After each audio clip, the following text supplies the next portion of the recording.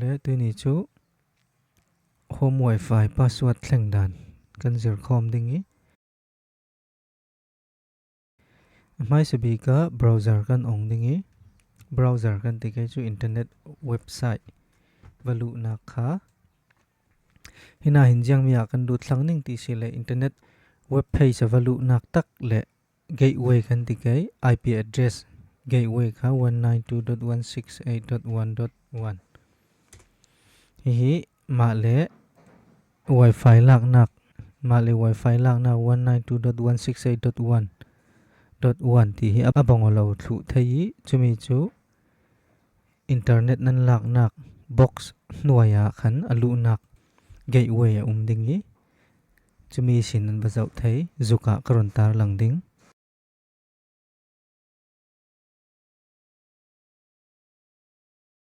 hina hin admin nan ti dingi ate thu in hina hin hi to ki password hi mitin thai chi asilawi internet servicing apetu neni sin nan dil atul kai chu mimal nena ka dili sian nak kalak nuwa karon tu mi si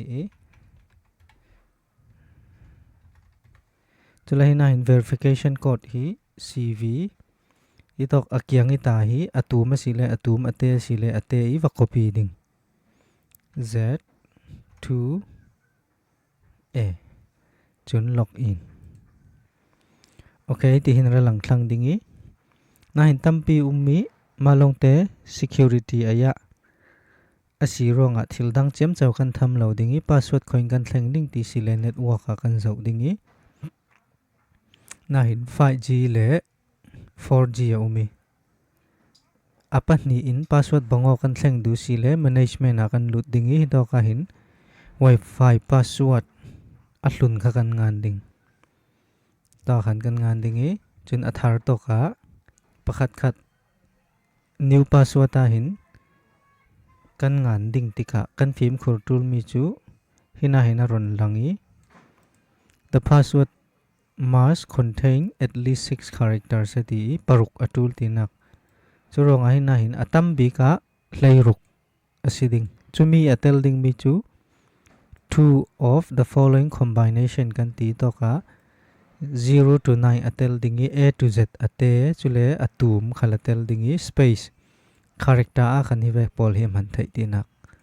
chuchunan du nan pe thai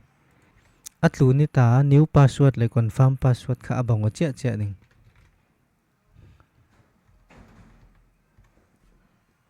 kha apply change kan ti kai chumi thele wifi boma khan switch off switch on a umi chumi chu kan va off dingi wifi kha aboma chule kan on sal tika password athleng oding chu chikhat si se la hina hin kan zirbet ding mi ka du mi chu 4G le 5G password bangolawi kan du si le network ka kan lut dingi 5G a khan hina hin WLAN basic sa umi WLAN advanced sa umi WLAN security a umi security akan lut dingi hito ka hin 5G password kan thleng dingi apply change kan to ani kan thleng du mi kan ngan no chumi thele 4G akan lut le dingi 4G khala WLAN security kan lut le dingi chumi akhan hito ka password kan thleng le dingi chun apply change kan to dingi malong te kan ral in tool ding mi chu password kan thleng the asile chu wifi router kha kan off dingi kan on sal atul chuti chun password kha kan thleng thei